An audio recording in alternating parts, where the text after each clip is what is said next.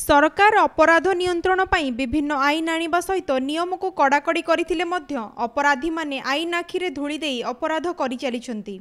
एहीपरि एक घटना देखिबाकू मिलिछि विदेशी मुद्रा चालाण रे आईन आखिरे धूली देई चलिछि एही काम। बादाम और बिस्कुटर सहारा नहीं एभली संगीन अपराध करि चलिछंती एही अपराधी। एभली अत्याधुनिक शैली रे अपराधी माने बादाम और बिस्कुट भली खाद्य सामग्री भितरे विदेशी मुद्रा चालाण करुछंती। दिल्ली इंदिरा गांधी अंतर्जातीय विमानबंदर रे सीआईएसएफ अधिकारी विदेशी नोट चालाण करुथुबा एक रैकेटर पर्दाफाश करिछंती। दिल्ली इंदिरा गांधी अंतर्जातीय विमानबंदर रे जणे व्यक्ति को संदेह करी अटक रखिथिले सीआईएसएफ जवान माने। सेही व्यक्ति को अटक रखी तार जिनिसपत्र को कड़ा जांच करा जायथिला। जांच समय रे अधिकारी माने जेउ दृश्य देखिबाकू पाइथिले ताहा सुनिले आपण आश्चर्य होइजिबे। संपृक्त व्यक्तिर बैग रे रहिथिला पुला पुला बादाम एवं बिस्कुट पैकेट। तेबे बादाम एवं बिस्कुट देखि संदेह करिथिले सुरक्षाकर्मी।